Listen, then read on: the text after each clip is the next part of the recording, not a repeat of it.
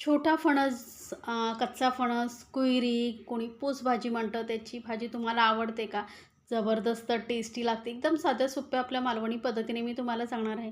यामध्ये कुठलीही चटणी वापरायची नाही, पण ही भाजी खरंच चवीला अप्रतिम लागते. बनवायला सोपी आहे. तुम्ही एकदा नक्की या पद्धतीने बनवून पहा. नक्कीच 2-3 पोळ्या जास्त खाल एवढी जबरदस्त टेस्टी ही भाजी लागते. तर यासाठी आपल्याला लागणार आहे सर्वात प्रथम छोटा फणस, कुयरी. तर हे बघा, मी मार्केटमधून अर्धा किलो ही कुयरी आणली होती आणि आदल्या दिवशी कट करून ठेवल्यामुळे थोडीशी लाल पडली. पाठचा जो साल असतो ना, ती काढून आणली होती, म्हणजे आपल्याला फोडी करायला सोपा पडतो. आणि हा मधला जो पाव असतो ना, तो थोडा भाग काढून टाकायचा. तसा नरमच असतो, पण तो थोडा काढून टाकला ना, की भाजी चांगली होते. आणि सुरीला, हाताला थोडंसं तेल लावून घ्यायचं, कारण याला ना डीक असतं. तर मी आता काय करणार आहे, याचे ना 2 भाग करून घेते, म्हणजे आपल्याला छोट्या-छोट्या फोडी करायला बऱ्याच जमतील. जास्त मोठ्या फोडी ठेवायच्या नाही, कारण छोट्या-छोट्या फोडी केल्यामुळे काय होतं, शिजतात लवकर. हा बघा, मधला जो भाग आहे ना, तो मी थोडा काढून टाकते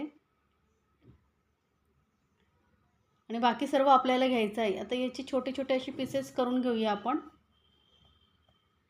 तुम्ही कुठल्या पद्धतीने भाजी बनवता तेही मला सांगा बरं का. आणि जर रेसिपी आवडली ना, तर चॅनलला लाईक्स, कमेंट्स आणि सबस्क्राईब करायला विसरू नका. तुम्ही हा व्हिडिओ कुठून पाहताय तेही मला सांगा.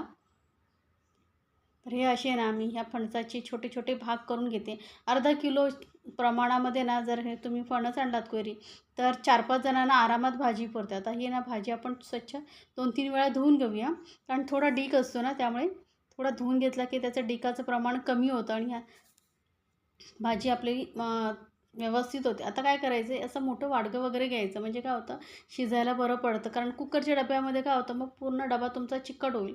त्यामुळे एखादं असं वाडगं वगैरे असेल ते घ्यायचं. त्याला थोडंसं तेल लावून घ्या साईडने, म्हणजे जो डीक आहे तो चिकटणार नाही. आता यामध्ये पाणी करून आपण कुकरमध्ये 4-5 शिट्या काढून घ्यायच्या, म्हणजे भाजी आपली छान शिजली जाईल. जास्त पाणी घातलं नाही बरं का, कारण हे पाणी आपल्याला वापरायचं नाही आहे. वाफेवरती ही आपला हा फणस शिजतो, त्यामुळे जास्त पाणी वापरायचं नाही. हे बघा, फणस मी 5 शिट्या काढून घेतल्या होत्या. चांगला शिजला आहे, बघू शकता. आणि आता ह्याला स्मॅश करून घेऊया. तुम्ही पावभाजी स्मॅशरने म्हणा, किंवा ग्लास वगैरे घेऊनही कुस्करू शकता. खलबत्त्याचं हे घेऊनही कुस्करू शकता. कारण आपल्याला हे मिक्सरला वगैरे लावायचं नाही आहे, कारण एकदम आपल्याला पेस्ट करायची नाही, दरदरीत राहिलं पाहिजे. हातानेही कुस्करू शकता, पण खूप गरम आहे ना, त्यामुळे मी स्मॅशरने चांगलं स्मॅश करून घेते. अशामध्ये दरदरीत अशा राहिल्या पाहिजेत, थोड्या-थोड्या हलक्याशा फोडी राहिल्या पाहिजेत. बघू शकता, एकदम असं एकदम कुस्करला नाही, मध्ये-मध्ये अशा फोडी दिसतात. अशी आपल्याला ही भाजी कुस्करून घ्यायची आहे, म्हणजे भाजी एकदम सुट्टी-सुट्टी होते, चिकट होत नाही.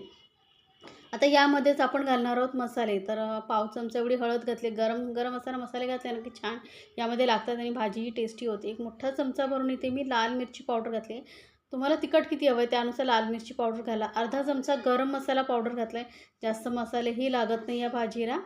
चवीनुसार घालायचं आहे मीठ. आणि भाजी आता छान असं मिक्स करून घेऊया, म्हणजे काय होतं, भाजीला कलरही छान येतो आणि सर्व मसाले लागल्यामुळे टेस्ट खूप छान येते. गरम गरम असतं ना, तसं मीठ मसाला चांगलं शोषून घेतं ही भाजी. तुम्हाला ही पद्धत कशी वाटली ते मला सांगायचं आहे बरं का. तर आता ही भाजीला सर्व आपण मसाले लावून घेतलेले आहेत. आता वळूया आपण गॅसकडे. तर गॅसवरती ना मोठी कढई ठेवली, म्हणजे आपल्याला भाजी परतायला सोपे पडते. यामध्ये जरा मोठे 2 चमचे भरून तेल घेतले. तेल थोडं जरा जास्त घालायचे, म्हणजे भाजी टेस्टी होते. एक अर्धा चमचा इथे मोहरी घातलेली आहे. मोहरी तडतडली की अर्धा चमचा जिरं घालायचे. जिरं आणि मोहरी चांगली तडतडल्यानंतर यामध्ये 2 हिरव्या मिरच्या मी अशा छोटे छोटे तुकडे करून घेतलेले आहेत, ते घालून घ्यायचे. तेलामध्ये असे छान मसाले मिरचीचे तुकडे भाजल्यामुळे काय होतात, ते तिखटपणा जो आहे मस्त तेलामध्ये उतरतो. इथे 10-12 लसणाच्या पाकळ्या बारीक चिरून घेतलेल्या आहेत. लसूण थोडं जरा जास्त घाला, म्हणजे भाजीला फ्लेवर खूप छान येतो. जास्त प्रमाणात घातलेला आहे. कढीपत्ता आणि गॅस एकदम मीडियमवरती आहे बरं का. आणि हे सर्व व्यवस्थित परतल्यानंतर यामध्ये घालायचे आपल्याला कांदा. तर जास्त एकदम लाल करायचं नाही बरं का, कारण कांद्याबरोबर ही सर्व भाजलं जाईल. तर हलकंसं लाल झाल्यानंतर यामध्ये घालूया कांदा. तर एक मोठ्या आकाराचा कांदा ना मी बारीक चिरून घेतलेला आहे. आता छोटा असेल तर 2 घेऊ शकता. कांदा जरा जास्त घातला की भाजीमध्ये ना मस्त मिक्स होतो कांदा आणि भाजीलाही नरमपणा येतो, छान टेस्टी भाजी होते. कारण आपण यामध्ये काय बाकी इतर चटणी वगैरे घालत नाही आहोत ना, त्यामुळे कांदा थोडं जरा जास्तच घालायचं आहे. आता कांदा आपल्याला मध्यम गॅसवरती मस्त असा लालसर होईपर्यंत परतून घ्यायचं, एकदम ब्राऊन करायचं नाही आहे, लाल होईपर्यंत परतायचं आहे. आता कांद्यामध्ये ना थोडंसं घालूया मीठ, कारण भाजीलाही आपण मीठ लावलेलं आहे. आता घातल्यामुळे काय होतं, कांदा चांगला नरम होतो आणि मीठही चांगलं कांद्याला लागतं. हे बघा कांदा आपला मस्त असा गुलाबीसर होत आलेला आहे. हलकासा अजून परतून घेऊया. तर यामुळे काय होईल, कांदा जास्त कडक होणार नाही, तेलामध्ये नरम राहील मीठ घातल्यामुळे आणि भाजीलाही तो नरम असं मिक्स होतो. छान असा कांदा ना चविष्ट भाजी तयार होते आपली. आता कांदा चांगला परतल्यानंतर यामध्ये घालूया आपण जी भाजी सगळी मिक्स करून ठेवली होती मसाले लावून, ती कोयरीची भाजी. तुम्ही कोणत्या पद्धतीने बनवता ते मला सांगायचं बरं का. आणि हा व्हिडिओ तुम्ही कुठल्या शहरातून वगैरे पाहताय तेही मला सांगायचं आहे. म्हणजे काय होईल, मलाही कळेल की माझे व्हिडिओ कोण कोण कुठून कुठून पाहताय ते. तर आता गॅस एकदम मंदवरती करायची आणि मंद गॅसवरती आपल्याला ही भाजी मिक्स करून घ्यायची आणि शिजवायची आहे. कारण यामध्ये अजिबात पाण्याचा अंश वापरायचा नाही आता. त्यामुळे एकदम गॅस मंद ठेवायची आणि छान अशी आपल्याला ही भाजी वाफवून घ्यायची. 5-6 मिनटामध्ये तुमची भाजी तयार होते. तर आता काय करायचं आहे, भाजी मिक्स करून झाल्यानंतर याला झाकून आपण 2 मिनटं वाफवून घेऊया. आणि 2-2 मिनटांनी काय करायचं, आपल्याला ही भाजी ना मिक्स करत राहायची, कारण यामध्ये पाणी नाही आहे ना, तर खाली लागू शकतं. 1-2 मिनटांनी अशी बघा मिक्स करत राहिलात की कसं होतं, भाजी एकसमान चांगली वाफवली जाते आणि भाजी टेस्टी होते. तर ही टिप्स आहेत ज्या लक्षात ठेवा आणि या पद्धतीने भाजी बनवून पहा.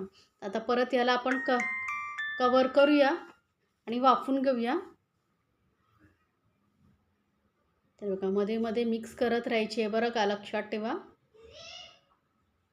ते पहा अजिबात खाली लागत नाही. यासाठी काय करायचं, तुम्हाला जाड बुडाची कढई घ्यायची, म्हणजे भाजी खाली लागत नाही. ती भाजी आपली मस्त मिक्स करून झालेली आहे, तयार झालेली आहे. आता यामध्ये घालते मी कोथिंबीर थोडीशी आणि थोडंसं घालते ओलं खोबरं. ऑप्शनल आहे, तुम्हाला आवडत असेल तर घाला. मालवणी साईडला कसं, मालवण वगैरे कोकणी खोबऱ्याचं प्रमाण जेवणामध्ये जास्त असतं, पण मी थोडंसं घातलेलं आहे. तुम्हाला प्रमाणात जेवढं तुम्हाला जास्त कमी आवडतं त्या प्रमाणात तुम्ही घालू शकता.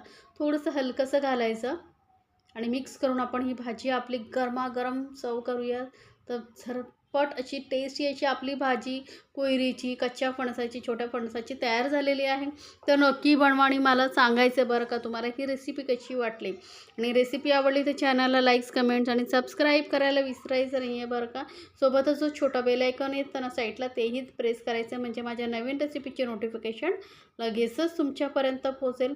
तर बनवा आणि ही भाजी एन्जॉय करा आपल्या फॅमिलीसोबत. गरमागरम पोळी भाकरी बरोबर जबरदस्त टेस्टी लागते.